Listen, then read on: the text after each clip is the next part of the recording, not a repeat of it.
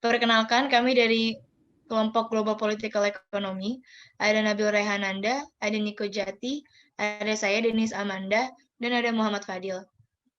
Dalam analisis kasus saat ini, kami akan mengambil tema vaksinasi mempengaruhi pemulihan ekonomi global. Seperti yang kita tahu, bahwa kasus pandemi COVID-19 ini telah merebak selama 1 tahun terakhir. Why did we choose this topic? Mengapa kami memilih topik ini? On August 6, Tedros Adhanom Ghebreyesus, WHO Director General, warned of vaccine nationalism and what could be lost if countries fail to work together to suppress the coronavirus. WHO states that the COVID-19 vaccine must be a public good and not cause vaccine nationalism, so that the country's economic recovery can occur together. Tedros Adhanom said in order to recover faster, the world economy must recover together. Because this is a globalizing world and the economies between countries are interrelated. Solidarity between countries around the world must be well established to control COVID-19. In addition, the company and its network are asking pharmaceutical companies to share their technology to ensure more doses can be produced. Empirical data. Ada dua data di sebelah kiri dan di sebelah kanan, seperti yang sudah ditampilkan. Pada bagian sebelah kiri, ini merupakan optimisme tentang masa depan perekonomian di beberapa negara bagian. Yang di sebelah kiri saya ini bagan ketika 6 bulan setelah pandemi ini merebak. Pada sebagian wilayah di dunia, ada beberapa perubahan dalam pencatatan perekonomian. India dan Republik Rakyat Cina optimis tentang masa depan ekonomi mereka mengenai prospek ekonomi global. Namun di beberapa wilayah lain, sentimen telah berubah menjadi suatu hal negatif, dan dapat dilihat pada gambar kedua. Di Asia Pasifik dan di Eropa, saham eksekutif mengharapkan ekonomi pada negara mereka untuk membaik, namun justru menurun 15 dan 11 poin persentase masing-masing sejak bulan Desember. Penurunan optimisme paling akut terjadi di Amerika Latin, di mana 30% responden sekarang mengharapkan perbaikan ekonomi dalam negara mereka. Dalam survei sebelumnya, 56% eksekutif di sana juga mengatakan hal yang sama. Mengapa hal ini terjadi?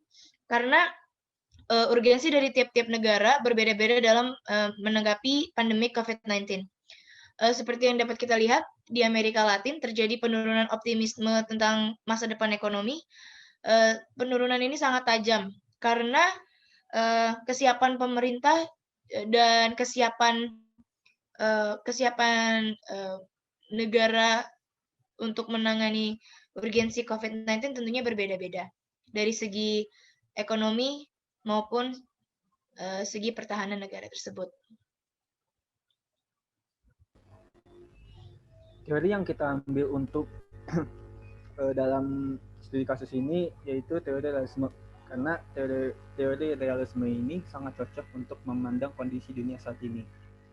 Karena melalui teori ini, kita dapat memahami bagaimana suatu negara mempertimbangkan suatu tindakan yang akan diambilnya di masa sulit seperti saat ini.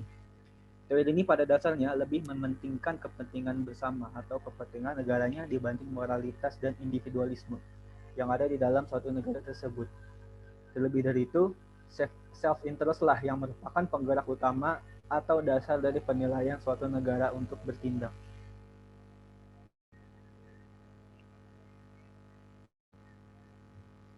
Hal ini semakin diperjelas dengan nilai-nilai yang diutarakan oleh Niccolò Machiavelli, yang juga dijadikan sebagai dasar dari teori realisme itu sendiri, seperti tidak ada moralitas di dalam hubungan internasional. Karena yang terjadi di luar negaranya bukan merupakan urusan negara tersebut dan tidak akan memberikan keuntungan apapun. Di salah satu buku Niccolò Machiavelli, ia menegaskan bahwa penguasa harus memiliki sifat cerdik dan pandai, akan tetapi juga harus memiliki sifat yang kejam, tujuannya untuk meraih cita-cita atau tujuan politik demi kebesaran dan kehormatan negara.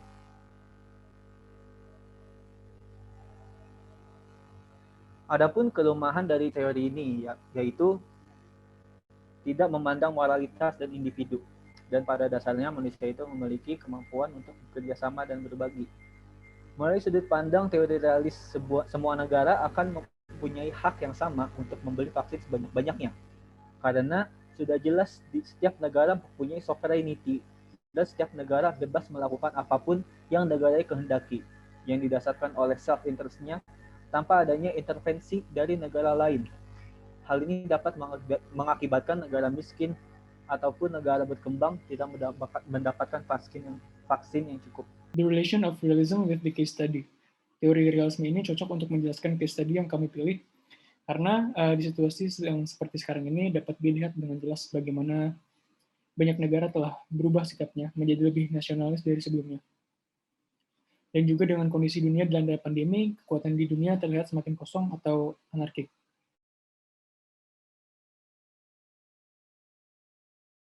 Yang kami maksud dengan kosong adalah tidak adanya kekuatan yang tinggi di atas segalanya untuk mengatur bagaimana suatu negara harus bertindak. Hal ini dapat dibuktikan dengan banyaknya terjadi vaksin nasionalisme yang mana membuat pembagian vaksin semakin tidak rata. Lebih lagi, institusi seperti WHO dengan inisiatif COVAX-nya pun tidak dapat memaksa semua negara yang ada untuk bergabung ke dalamnya, karena sifatnya untuk bergabung adalah voluntary. Pada akhirnya, jika distribusi vaksin tidak merata dalam jangka waktu yang dekat, ekonomi global tidak akan dapat kembali meningkat. Semua ini dikarenakan pandemi yang sedang kita alami sekarang ini sangatlah berdampak buruk bagi perekonomian dunia dengan tidak berjalannya sektor-sektor perekonomian di dalam banyak negara.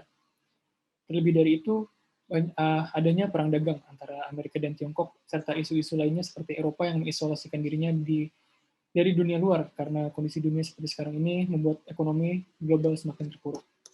Yang dimaksud dengan Eropa mengisolasikan dirinya adalah negara-negara di Eropa mulai untuk hanya berdagang di antara mereka saja. Dan mereka juga saling memenuhi kebutuhan masing-masing tanpa harus bersandar terhadap negara di luar Eropa. Dan tentu saja ini merupakan salah satu bukti realisme di dalam GPE, di mana pasar merupakan aktor tersendiri dan tidak dapat diatur. Jadi kesimpulannya adalah dalam case ini saat WHO menyatakan bahwa vaksin COVID-19 yang seharusnya menjadi kebaikan publik malah menyebabkan nasionalisme vaksin, sehingga pemulihan ekonomi pada setiap negara tidak dapat terjadi secara bersamaan. Pada pembagian wilayah di dunia ada beberapa perubahan dalam catatan perekonomian yang juga disebabkan oleh perang dagang antara Amerika dan Tiongkok, dan juga isu lainnya seperti Eropa yang mulai menjalankan isolasi dalam hal perdagangan dan lain-lain. Juga terjadinya penurunan optimisme pada Amerika Latin yang cukup berdampak sekali pada perekonomian global.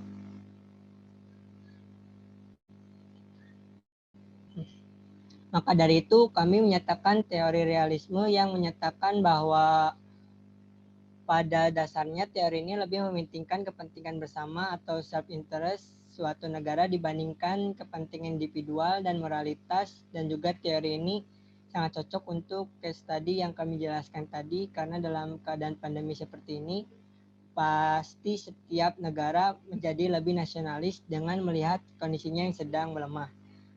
Setelah semua ini, kelompok kami merasa hanya lensa realisme lah yang dapat membantu kita semua untuk memahami apa yang sebenarnya sedang terjadi pada dunia, baik dari segi ekonomi maupun politik. Sekian penjelasan dari kami. Terima kasih.